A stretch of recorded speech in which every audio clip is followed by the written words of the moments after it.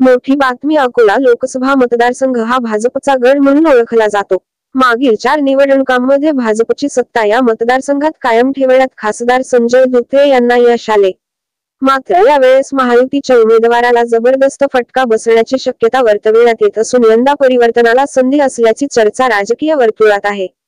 भाजपचे संजय धोत्रे यांनी 2004, 2009, 2014, 2019 अशा 4 निवडणुकांमध्ये दणदणीत विजय मिळविला। मात्र 2024च्या यंदाच्या निवडणुकीत प्रकृती ठीक नसल्याने त्यांचे सुपुत्र अनुप धोत्रे रिंगणात उतरले। त्यांच्या विरोधात महाविकास आघाडीतर्फे डॉक्टर अभय पाटील व वंचितचे ॲड. प्रकाश आंबेडकर मैदानात आहेत।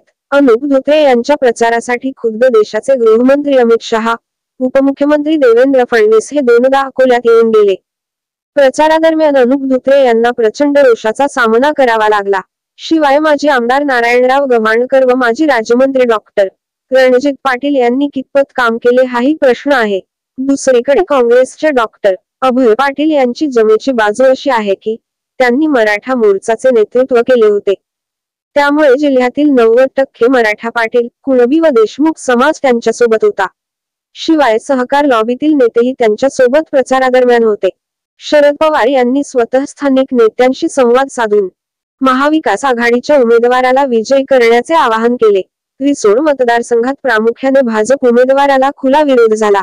त्या ठिकाणी ज्येष्ठ नेते अनंतराव देशमुख यांचाही फारसा प्रभाव दिसून आला नाही।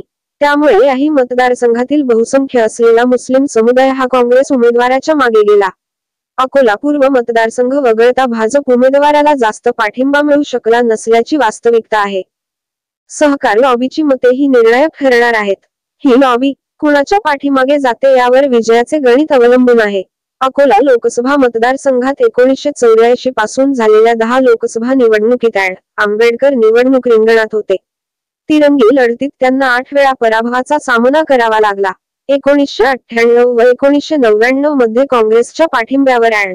आंबेडकर विजयी झाले होते। सरळ लढतीत 1998 साली आंबेडकर केवळ 32,782 एवढ्या कमी मताधिक्याने विजयी झाले होते।